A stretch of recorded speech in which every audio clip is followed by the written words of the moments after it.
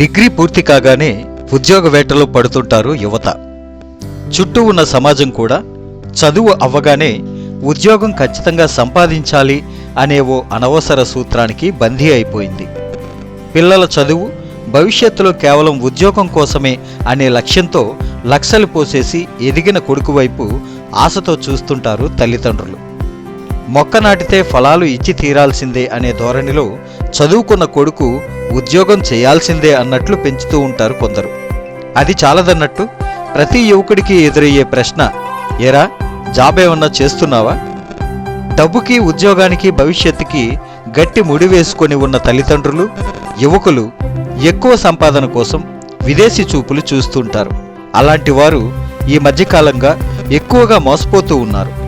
అన్ని అర్హతలు కలిగిన వారే మోసపోతున్న ఈ తరుణంలో సరైన అర్హత లేకుండా విదేశాలకు వెళ్దాం అనుకునేవారు ఈ వీడియో చివరి వరకు చూడండి.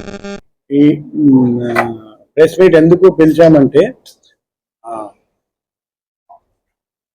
మన అందరికీ తెలుసు, మన దేశం నుండి, మన రాష్ట్రం నుండి, మన నగరం నుండి చాలామంది ఉద్యోగాల కోసం బయటికి వెళ్తున్నారు. కొందరు ఏజెంట్స్ నమ్మించి తీసుకెళ్తారు. తర్వాత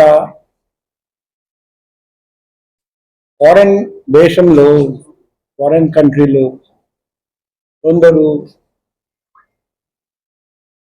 చాలా సఫర్ అవుతారండి. నా కుడి పక్క ఉన్న వ్యక్తి అలాగే సఫర్ అయ్యి రిటర్న్ వచ్చారండి. ఏప్రిల్ నుండి సెప్టెంబర్ వరకు గత 5 నెలల్లో విపరీతమైన టార్చర్ ఆయన ఫేస్ చేశారండి. ఆయన ప్లస్ ఆయన తండ్రి ఈరోజు వచ్చారండి. ఈ స్టోరీ మీకు ఎందుకు తెలియజేస్తున్నామంటే, భవిష్యత్తులో ఇటువంటి టార్చర్ ఎవరు ఫేస్ చేయకూడదు. మనం అందరం గుర్తు పెట్టుకోవాలి, ప్రొటెక్టర్ ఆఫ్ ఇమిగ్రెంట్స్ అని ఒక ఆఫీస్ ఉంది ముఖ్యమైన నగరాల్లో. హైదరాబాద్లో కూడా ఉంది. వాళ్ళే మన దేశంలో కొందరు ఏజెంట్స్, నమ్మకమైన ఏజెంట్స్ అని వెబ్సైట్లో పెడతారండి. కొంతమంది ఏజెంట్స్ని వాళ్ళు బ్లాక్ లిస్ట్ చేస్తారండి. అటువంటి ఏజెంట్స్ మీద మేము కేసు పెడతాం, అరెస్ట్ చేస్తాం, జైలు పంపిస్తాం. రీసెంట్గా కూడా మనం అటువంటి కేసు పెట్టి కొందరిని అరెస్ట్ చేసి జైలు పంపడం జరిగింది.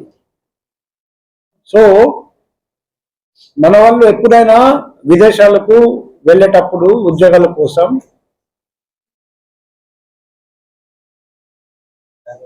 నమ్మకమైన ఏజెంట్స్ ద్వారానే వెళ్ళాలి. లేకపోతే ఉద్యోగాలు ఇప్పిస్తామని నమ్మించి వేరే దేశానికి తీసుకెళ్ళి డబ్బు ఇవ్వకుండా వాళ్ళ ద్వారా తప్పుడు పనులు చేయించి తర్వాత మోసం చేసి చిత్రహింసలు చేసి బాగా టార్చర్ పెడతారండి. ఈ పరిస్థితి ఎవరికి రాకూడదు. ఈ లింక్డ్ఇన్ లోని నాకు హాస్పిటల్ సెక్టర్ జాబ్ అని చెప్పారు సార్. సో అది నేను అప్లై చేశాను. లింక్డ్ఇన్ ద్వారా వచ్చింది లింక్. సో ఆ లింక్ ఓపెన్ చేయగానే మాకు జాబ్ ఉన్నదని చెప్పారు, అంటే నా ప్రొఫెషన్ పరంగా ఉన్నదని చెప్పారు. సో ఆ పరంగా నేను బ్యాంకాక్లో జాబ్ అనగానే మంచి కంపెనీ కదా ఇంకొని నమ్మి నేను జాబ్కి అప్లై చేయడం జరిగింది. వాళ్ళు వితిన్ 2 daysలో నాకు సెలెక్షన్ అని చెప్పారు. సెలెక్ట్ అయిపోయారని చెప్పారు. నువ్వు సెలెక్ట్ అయ్యారమ్మా, నువ్వు వెంటనే రావచ్చు అని చెప్పారు. సో టికెట్ అన్నీ వాళ్ళే తీసి ఇచ్చారు. నేను వెళ్ళిన తర్వాత బ్యాంకాక్ డిఎంకే ఎయిర్పోర్ట్లోకి నేను వచ్చాను. వచ్చిన తర్వాత నన్ను రిసీవ్ చేసుకోవడానికి వస్తానన్న వాళ్ళు 5 minutesలో వస్తానని చెప్పారు, కానీ రాలేదు. వాళ్ళు రాకుండా వేరే గ్రూప్ లాగా వచ్చి నన్ను కిడ్నాప్ చేసి తీసుకెళ్ళవలసి వచ్చింది. తీసుకెళ్ళి మయన్మార్లోని నన్ను ఈ చైనీస్ కంపెనీలోని నాకు పని చేయమని చెప్పారు. నన్ను చేయనంటే వెంటనే జైల్లో పెట్టడం కానీ, కొట్టడం కానీ, కరెంట్ షాక్ ఇవ్వడం కానీ ఇవన్నీ చేశారు. ఆ పని నాకు రాదండి, నేను చేయలేనండి అని చెప్పినా కూడా వినలేదు. ఆ పని అంటే స్టాక్ మార్కెటింగ్ కానీ, ప్రొడక్ట్స్ కానీ, క్రిప్టో కరెన్సీ ఈ టైప్లో ఉంటాయి. ఆన్లైన్ మనీ ట్రాకింగ్ అని, మనం ఒక లేడీస్ లాగా మాట్లాడి చాటింగ్ చేసి వాళ్ళకి రీఛార్జ్ చేయించడం కానీ, వాళ్ళ అకౌంట్స్ తీసుకోవడం కానీ అలాంటివి చేయాల్సి ఉంటాయి.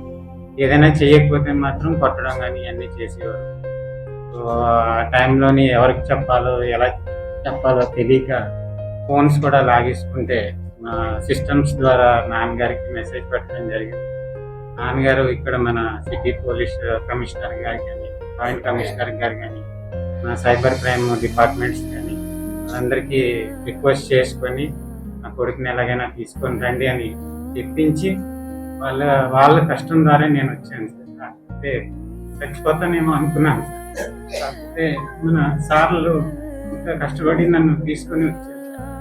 దానికి ఈ కృతజ్ఞతలు చెప్పుకోవడం తప్ప ఇంక నేనేం చేయలేను. ఎంతో కరెంట్ షాకులు పెట్టారు, 2 కాలు చేతులు చచ్చి పడిపోయి. అలా చాలా మంది ఉన్నారు, అందరినీ సార్ వాళ్ళు తీసుకుని రావడం జరిగింది. దానికి అంకే చెప్పడం తప్ప ఇంకేం చేయలేను. పునర్జన్మని ఇచ్చారు అంతే నాకు, అందుకన్నా నేనేం చేయలేను.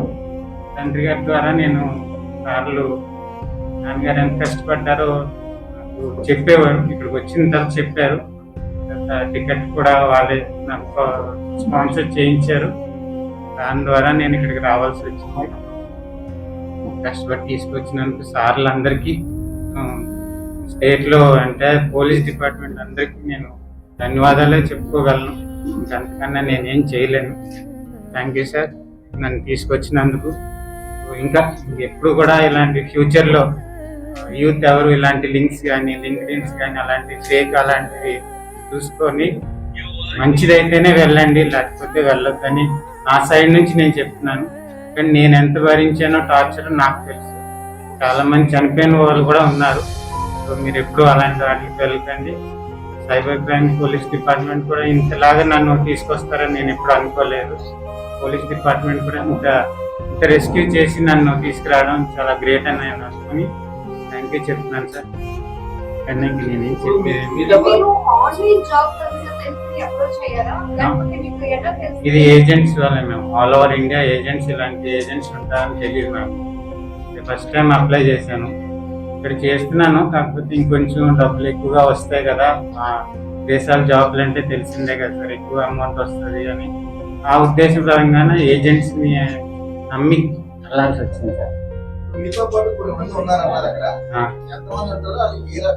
21 మెంబర్స్ రెస్క్యూ అయ్యాం సార్. అందులోని మొత్తం ఆల్ ఓవర్ ఇండియా అంతా సార్, యూపీ, కర్ణాటక, బెంగళూరు, ముంబై, చెన్నై అందరూ వచ్చారు సార్. ఇంకొక అతను ఉన్నారు, హైదరాబాద్కి చెందిన అతను రావాలి. అందరినీ మన డిపార్ట్మెంట్ వాళ్ళే తీసుకున్నారు. ఇప్పుడు మేము ఇప్పటి వరకు 85 మెంబర్స్ 85 మందిని రెస్క్యూ చేసి తీసుకొచ్చాము. 8 కేసులు, 19 మంది అరెస్ట్, అట్లా ఇంతవరకు చేశాము. ఇలా ఫ్యూచర్లో కూడా మీకు ఎటువంటి ఇల్లీగల్ ఏజెంట్స్ ఇలా మోసం చేస్తున్నారని తెలిస్తే మా ప్రజలకు తెలియజేస్తున్నాం. మాకు తెలియజేయండి, మా ఫోన్ నంబర్ ద్వారా తెలియజేయండి. వాళ్ళందరినీ అరెస్ట్ చేసి జైలు పంపిస్తాం. ఎందుకంటే ఇలా మోసపోతున్నారు, ఇలా టార్చర్ ఫేస్ అవుతున్నారు, ఎంతమంది జీవితం నాశనం అయిపోతుంది.